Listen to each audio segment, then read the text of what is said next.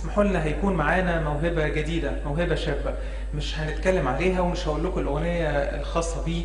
انتوا هتسمعوا الأغنية وهتعرفوها، مجرد ما تسمعوا الأغنية هتعرفوا أغنية محمد عباس.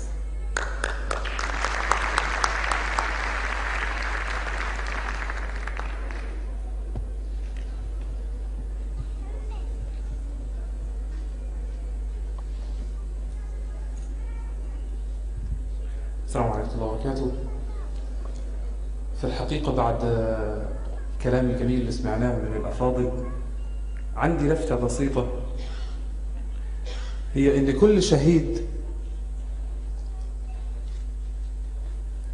ما راحش غلط، أو إن كل شهيد لم يستشهد صدفة، بل إن ربنا سبحانه وتعالى عارف مقدار الصلة اللي ما بينه وما بين كل شهيد، علشان كده ربنا اختاره.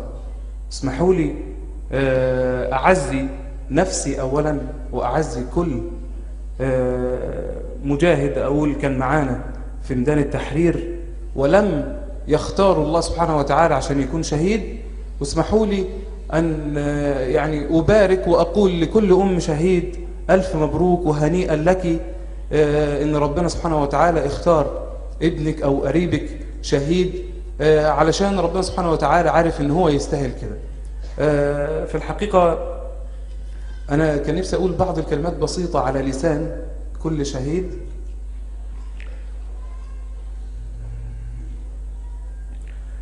كل ليل آخر نهار مهما طال الانتظار، الأمل اللي في عيوننا مش بيعرف الانكسار. كل ليل آخر نهار مهما طال الانتظار، الأمل اللي في عيوننا مش بيعرف الانكسار.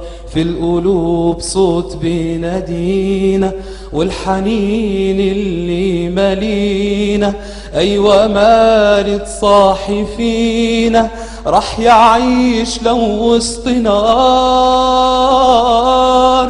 كان لازم ننتفض، لازم نثور، كان لازم ينتصر جوانا نور. كان لازم ننتفض، لازم نثور، كان لازم ينتصر جوانا نور.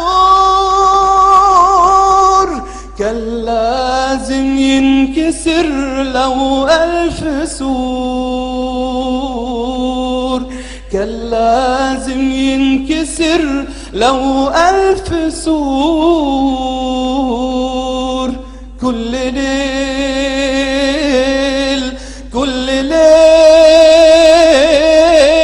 كل ليل آخر نهار.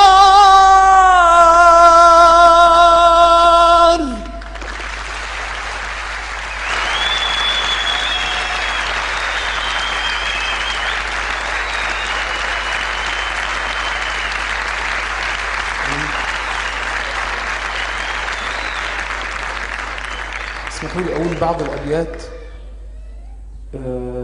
طلعت في وقت كنت حاسس إن في ناس كتير تعبت وزهقت من اللي بيحصل في البلد، فكان لازم أقول مش هينفع نسيبها لحد غيرنا. أهاجر واسيبك لمين ولسه صبية ونيلك حزين، ولسه لبكرة مليك الحنين أسيبك لمين.